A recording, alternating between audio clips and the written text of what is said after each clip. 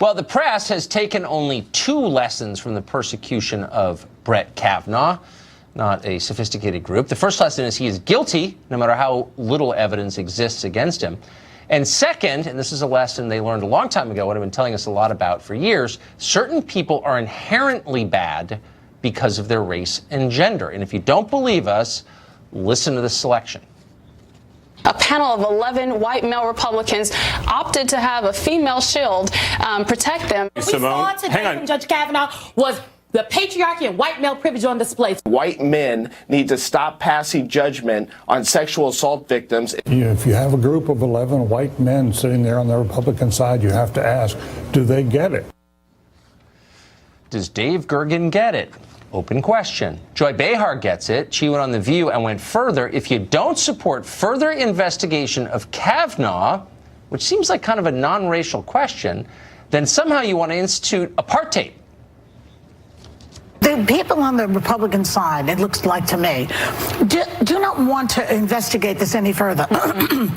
They just want to hold on to their power. They know that this country is getting darker. So it's almost like they're worried that, oh, white people are going to lose all their power. Pretty soon we'll be like South Africa, apartheid, where 10% of white people were running the country. I'm not advocating for anyone's firing, but I know a lot of people in television who've been fired for saying way less than that. I hope that Joy Behar's not canned by ABC, but it's just kind of amazing that if you're Joy Behar, you can say literally anything on your network and nobody does anything. There's no advertiser boycott looming in her future. It's unbelievable. Senator Lindsey Graham, the new and improved version introduced yesterday, responded to this madness today. Watch. Senator Graham. Thank you. I know I'm a single white male from South Carolina, and I'm told I should shut up, but I will not shut up if that's okay. Professor Jason Nichols teaches African-American studies at the University of Maryland. He's a frequent guest on the show, and he joins us tonight. Professor, thanks for coming on. Thank you, Tucker. So, as an almost 50-year-old American, I was brought up to believe that you should not, this was a core principle, judge people on the basis of their race, because it's not a relevant criterion for judgment, and it's not something you can control. Is that still true?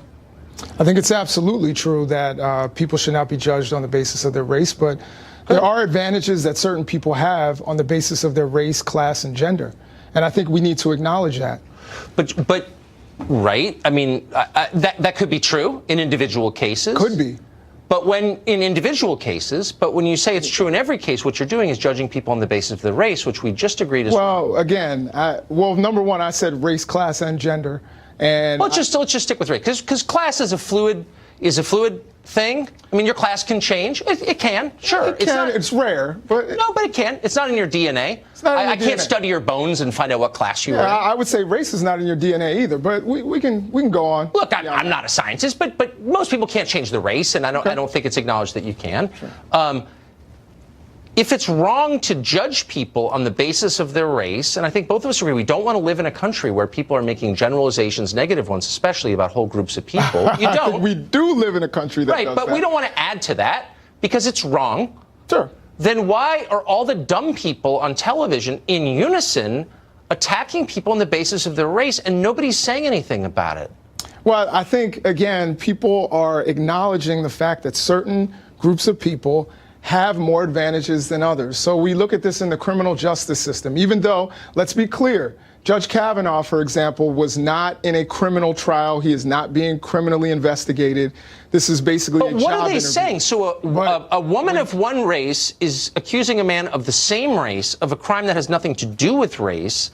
So why are, again, all the dumb people on TV making it about race, other than to divide and destroy Tucker, America? You're simplifying it a little bit. No, but tell me what I'm missing. That's what I'm asking. And what I'm saying is that it's not just race, it's race, gender, and class. But why are they bringing up race? Why is that relevant in a case where race doesn't intersect with any of the Because facts? This would be totally different if Judge Kavanaugh were, say, Native American, or if he were African American. If they were both Native American? Or if Dr. Ford were Dr. Ford and Judge Kavanaugh looked like Dr. Nichols, it would be a very different situation. But they're not. I mean, they're both the same race. Right, so but the fact is there a suggestion of racial bias here in this case? I would say at the top of our society, as you said, as we spoke about earlier, are usually educated, well-to-do, white, and male. Like Obama. And straight. Like Obama, the president. Right, Obama's not white, Look, but Obama certainly checks some of those look, I don't want to boxes, bring up but certainly Obama. not the I'm whiteness. just being snarky. What I'm really saying is,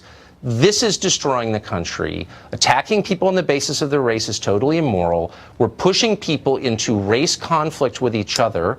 And we shouldn't do that if we can help it. And we can't help it in this case. I think that there are lots of things that are destroying the country. Yes, there are, but this is one. And I would say that the inequality that we have and the inequity that we have in our society is what has always made America not as strong as it could be. I totally And there agree are with people you. And I who just wrote a book contribute on to that. But it's not about attacking people as a group for their skin color. That is wrong. We got over that. It's about recognizing that certain people have advantages and trying to fix it so that we have a more equitable society. Right. Race hatred's not going to help, though. Do you think it will? I don't think anyone hates white men. Or I certainly don't. Okay, I'm going to let you stew in the disingenuousness of that remark, and we can meet next time. Absolutely, Tucker. Thank you. Harmeet Dillon is an attorney, and she joined